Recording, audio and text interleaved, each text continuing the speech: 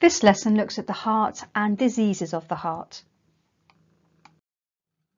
So first, a quick recap then. We know the heart pumps blood around the body. We also looked at the fact it's part of a double circulatory system. The first part is the pulmonary system, and that's where the heart pumps the blood to the lungs to collect oxygen. That oxygenated blood then returns to the heart to go around a second time into what we call the systemic circulatory system, where the oxygenated blood is taken around the rest of the body. It then returns to the heart and the whole process starts again. So we do heart to lungs, heart to rest of body, heart to lungs, heart to rest of body, and so on. The heart is made up of 4 chambers. That's the right atrium and right ventricle, and the left atrium and left ventricle. The 2 atria, that's the plural of atrium, are at the top of the heart, and the 2 ventricles are at the bottom of the heart. Don't forget, we always label left and right as though we're looking at the patient. So on the little diagram I've brought across on the previous slide, you'll see that the right atrium and ventricle appear to be on our left because it's on the patient's right. So let's have a look at the diagram of the inside of the heart. First of all, we can see the 4 chambers here quite clearly. So here's our right atrium, okay, at the top of the right hand side there. And here's our left atrium, and again you can see at the top of the left hand side of the heart there. At the bottom then we've got the ventricles, so here we've got our right ventricle, okay, labelled in there, and here we've got our left ventricle, and there's our label here. The other thing you can see quite clearly on this diagram is the difference in the size of muscle on each side of the heart. So if I look over here on the left side of the heart, this muscle area here is very, very thick compared to the size of the muscle here, which is much, much, much thinner. And that's because the left side of the heart is going to pump blood all the way around the body. So you need a much bigger muscle to push really hard. On the right hand side of the heart, we're only pushing blood to the lungs. It hasn't got to go nearly as far.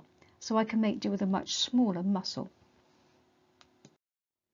The other thing I can see from this diagram is the path that the blood takes through the heart and therefore through the circulatory system. If I start at the top on the vena cava on the right there, the deoxygenated blood comes into the right atrium here. It then passes through this valve here and into the right ventricle. Don't forget, valves stop the blood from flowing back the way it came. It keeps it going in the right direction.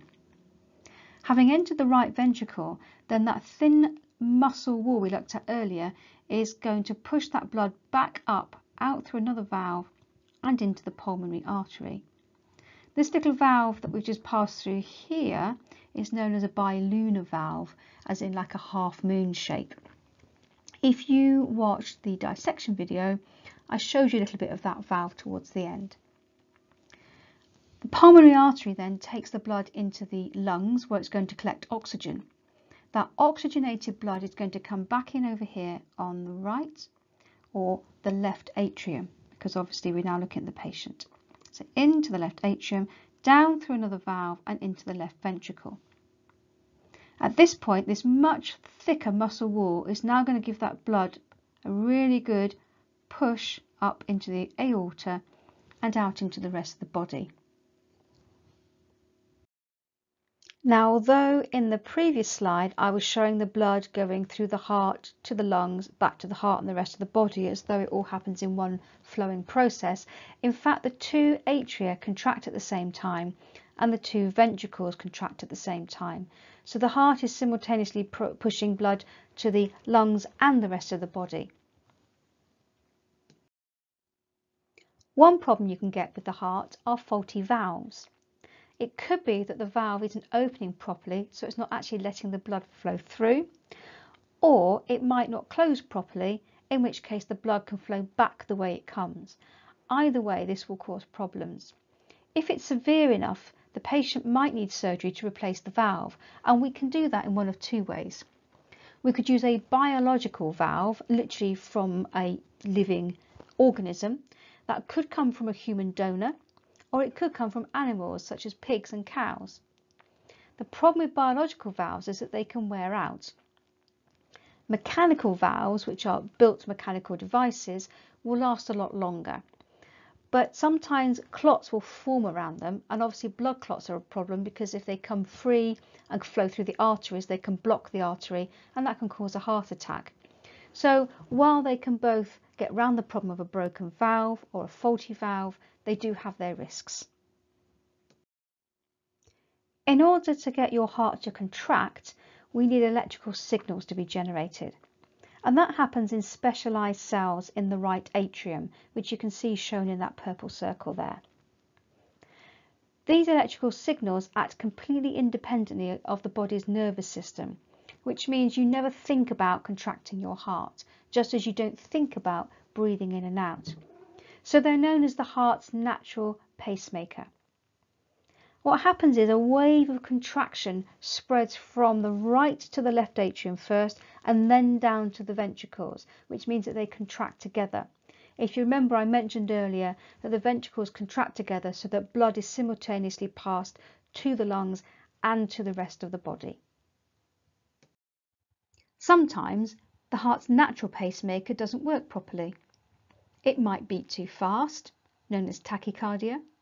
It might beat too slow, known as bradycardia, or it could beat irregularly, which is known as arrhythmia.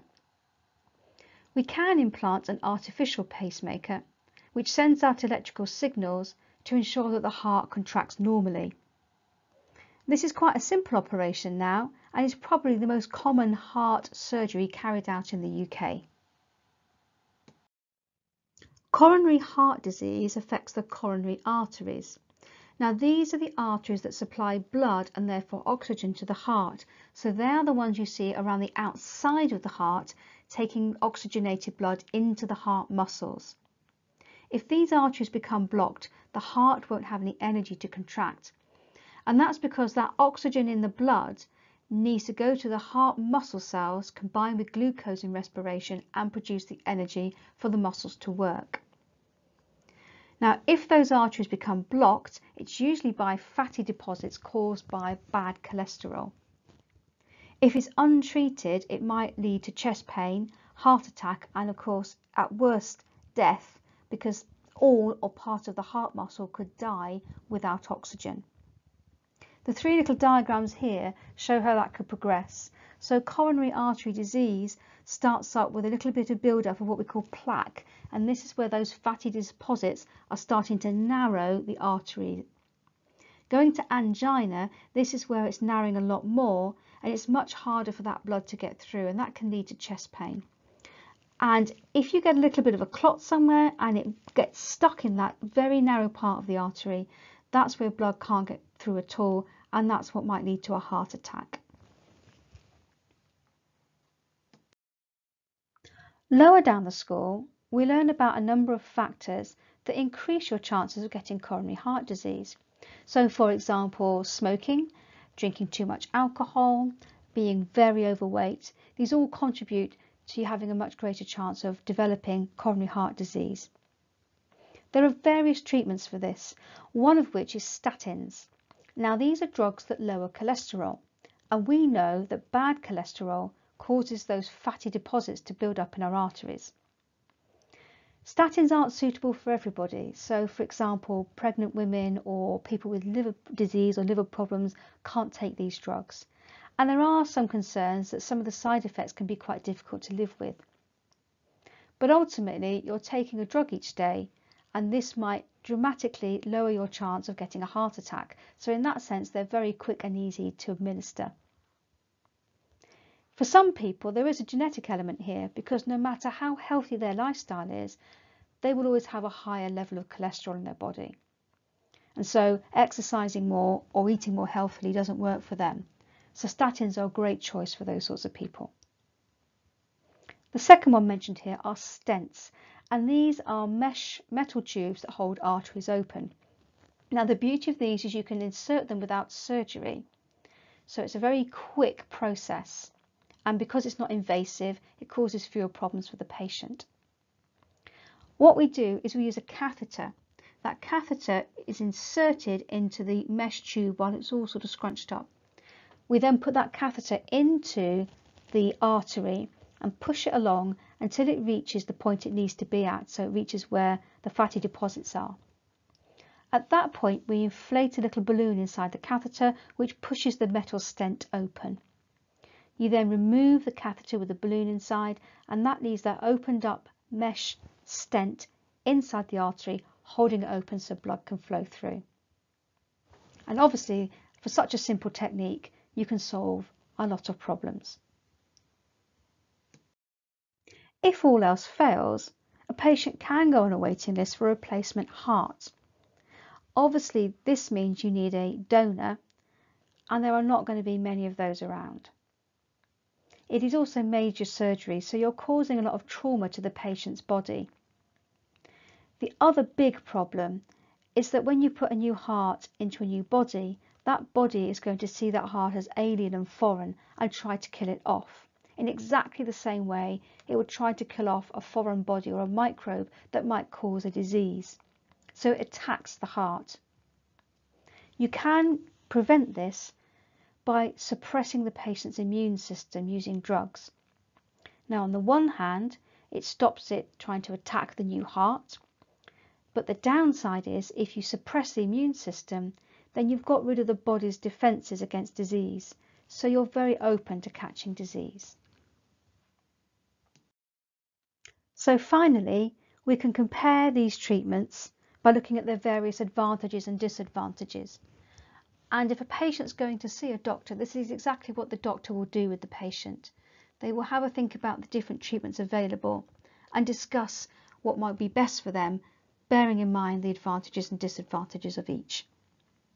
Looking at statins then, they greatly reduce the risk of heart attack, but the disadvantage is they're not suitable for everyone and they may have some difficult side effects. If we look at stents, the advantages are that they widen arteries and there's a very short recovery time because no surgery is required. However, for some people, you may need more treatment. It may not be enough. Looking at replacement valves, the advantage is obviously that they restore blood flow through the heart, which is great, but they may wear out if they're biological, or they could be the cause of blood clots. Looking at a transplant, it will obviously improve the quality of life for somebody whose heart is in a very poor condition. But the disadvantage is there will be few donors available. It takes a very long time to recover because it's major surgery, and there's a massive risk of rejection by the immune system. So that finishes our summary of the heart and of heart disease.